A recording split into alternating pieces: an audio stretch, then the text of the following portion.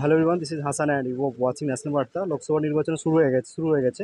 কিন্তু লোকসভা নির্বাচনকে সামনে রেখে জাতীয় স্তরের রাজনীতি ও পশ্চিমবাংলার স্টেট স্টেট পলিটিক্স বেশ উত্তপ্ত। আমি আলোচনা করব রাজনৈতিক বিশ্লেষক শুভময় মৈত্র স্যারের সাথে।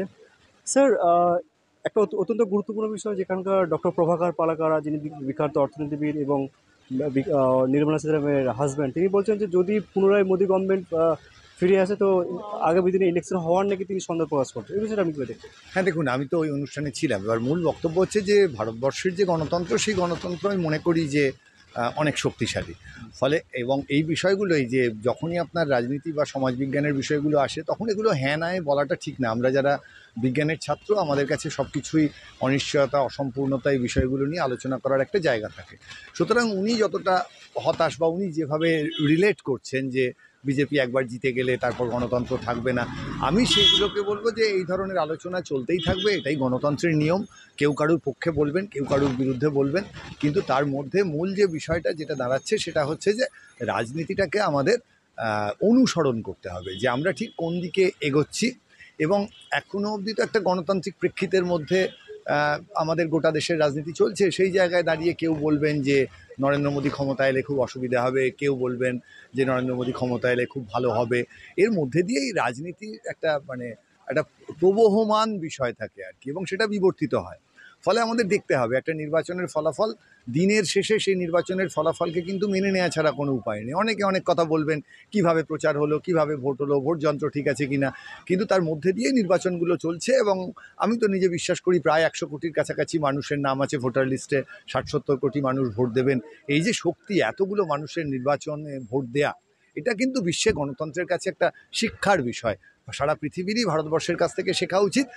যেমন ওনার বক্তব্যেও বেশ কিছু গুরুত্বপূর্ণ পয়েন্ট আছে গণতন্ত্র রক্ষার ক্ষেত্রে, সেগুলোও আমাদের ভাবতে হবে। আবার একই রকমভাবে ওনার যে বিপক্ষের মতামত, অর্থাৎ গণতান্ত্রিক পদ্ধতি নিয়ে বিজেপির যে মতামত, তাদের মতামতও শুনতে হবে। সব মিলিয়ে কিন্তু এই যে নির্বাচনী গণতন্ত্র, এটা আমাদের বজায় রাখতে হবে। স্যার, লোকসভা নির্বাচনে বামেদের অবস্থান 42টি আসনে কীভাবে দেখছেন আপনি? দেখুন, পশ্চিমবঙ্গে এবার বামপন্থীদের ভোট সামান্য বাড়ার একটা সম্ভাবনা দেখা যাচ্ছে। বিশেষ করে 2021 বিধানসভা নির্বাচনের পর থেকে কিন্তু তাদের ভোট সামান্য বাড়ছে, বিজেপির ভোট সামান্য কমছে, তৃণমূলেরটা একই আছে বলতে পারেন। ফলে এবারের নির্বাচনে বামপন্থীরা আসন পাবে কিনা এটা খুব শক্ত প্রশ্ন। কিন্তু বেশ কয়েকটি আসনে এবার কিন্তু ত্রিমুখী প্রতিদ্বন্দ্বিতা, শুধু বামপন্থীদের বলবো কেন, বামফ্রন্ট কংগ্রেস যে তারা নির্বাচনী একটা জোট করেছেন, বা জোট বলা ঠিক নয়, একটা যে ব্যবস্থাপনা করেছেন, বিভিন্ন জায়গায় দাঁড়াচ্ছেন, তাদের মধ্যে একটা সমঝোতা আছে, আমি বলবো নির্বাচনী সমঝোতা করেছেন। সেই জায়গায় দাঁড়িয়ে সত্যি যে তারা বেশ কয়েকটি জায়গায় ত্রিমুখী লড়াইতে আছেন।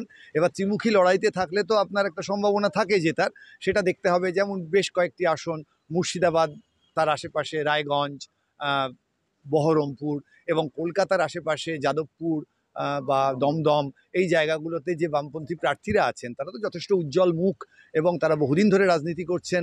তাদের মধ্যে যেমন সৃজনের মতন যুবক প্রার্থী আছেন, ঠিক একই রকমভাবে অত্যন্ত বরিষ্ঠ প্রার্থী সুজন চক্রবর্তী আছেন। ফলে আমার মনে হয় কিন্তু বহুদলীয় গণতন্ত্রে এটা খুবই ভালো হয় যদি বিভিন্ন দল আসন জেতে বা বিভিন্ন দলের ভোট থাকে। অর্থাৎ একটা নির্বাচন তখনই সফল যখন নির্বাচনের পর সমস্ত রাজনৈতিক দল খুশি থাকতে পারে। ফলে পশ্চিমবঙ্গের নিরিখে হ্যাঁ, অবশ্যই বিজেপি যোগ তৃণমূল এই আসনের সংখ্যা নিশ্চয়ই 42-এর আশেপাশেই থাকবে। এবার তারা যেগুলো পাবেন না সেগুলো পাবে কংগ্রেস আর সিপিএম। আমার মনে হয় যে এইবারের নির্বাচনে বামপন্থীদের বা কংগ্রেসের একাত্রী আসন পাওয়ার সম্ভাবনা আছে। স্যার, অধীর রঞ্জন চৌধুরী বলছেন টিএমসিকে ভোট দেওয়া থেকে বিজেপিকে ভোট দেওয়া ভালো। এই বিষয়টা আপনি কীভাবে দেখছেন? দেখুন, উনি একটি প্রেক্ষিতে বলেছেন কথাটা, উনি কিন্তু আলাদা করে এই কথাটা বলেননি। অর্থাৎ ওনার যে মূল বক্তব্য হচ্ছে, উনি যে কথাটা বলতে চেয়েছেন সেটা হচ্ছে যে বিজেপি তৃণমূল যে একটা জোট, এই যে কথাটা বামপন্থী বা কংগ্রেসিরা বলে থাকেন, সেই কথাটাই উনি বলার চেষ্টা করেছেন। আমিও তার বক্তব্য যেটুকু শুনেছি, আমার মনে হয় তিনি সরাসরি এভাবে বলেননি যে যারা তৃণমূলকে ভোট দিতে চান তারা বিজেপিকে ভোট দিন, কিন্তু একটা কনটেক্সটে বলেছেন। উনি বলতে চেয়েছেন যে তৃণমূলকে ভোট দেওয়া মানেই বিজেপিকে ভোট দেওয়া। সেই একই কথা তো আপনি দেখবেন তৃণমূলও বলে, যে বামপন্থীদের ভোট দেওয়া মানেই বিজেপিকে ভোট দেওয়া। এগুলো সবসময়ই আমাদের যে গণতান্ত্রিক পরিস্থিতি, তার যে বক্তব্য, যে রাজনৈতিক প্রচার, তার মধ্যে থাকবে। আমার মনে হয় এটাকে খুব খুব গুরুত্ব দিয়ে আলোচনা করার কোনো কারণ নেই। আর বলে যখন ফেলেছেন তখন সেই অংশটুকুকে নিয়ে তৃণমূল তার মতন করে প্রচার করবে। প্রচার আটকানো যে যাবে না, এবং মানুষ যে তার গণতান্ত্রিক ভাবনার মধ্যে দিয়ে মনের কথাটা বলতে পারবেন, এটাই ভারতবর্ষের গণতন্ত্রের সবচেয়ে বড় বিষয়। আমরা যেন সব শাসকের সমালোচনা করতে পারি, এমন যেন না হয় কোনো নির্বাচনে জিতে কোনো শাসক এমন করলেন যে আমরা তারপর আর কথা বলতেই ভয় পাচ্ছি। ফলে ঠিক যেমন আমরা এই যাদবপুরে দাঁড়িয়ে কথা বলছি, যাদবপুরে তো একটা ছাত্র রাজনীতির একটা পীঠস্থান, এবং এই যাদবপুরে প্রচুর আন্দোলন হয়। আমরা চাই শান্তিপূর্ণভাবে গণতান্ত্রিক প্রেক্ষিত স্কুল না হলেও কলেজ স্তর, ইউনিভার্সিটি স্তর থেকে একেবারে দেশের যে লোকসভা পর্যন্ত, পঞ্চায়েত থেকে বিধানসভা থেকে, সেটা যেন বজায় থাকে, তবেই তো আমাদের দেশের গণতন্ত্রের সার্থকতা। লাস্ট কোশ্চেন, এই কোশ্চেনটা আপনাকে জিজ্ঞেস করা উচিত হবে স্যার, কতগুলো আসন পেতে পারে রাজনৈতিক দলগুলোর মধ্যে টিএমসি এবং বিজেপি? এই সত্যি আমি জানি না। আমি সত্যি প্রশান্ত কিশোরের কাছে হয়তো অনেক ডেটা আছে, তিনি বলতে পারবেন। আর আমি সত্যি ভবিষ্যৎবাণী সঠিকভাবে করতে পারবো না। আমার যেটা সাধারণ ধারণা সেটা হচ্ছে যে অনেকগুলি আসনই বিজেপি এবং তৃণমূলের মধ্যেই ভাগাভাগি হবে। তার বাইরেও কয়েকটি আসন সম্ভাবনা একটা আছে যে বামপন্থী বা কংগ্রেসের প্রার্থীরা পেতে পারেন।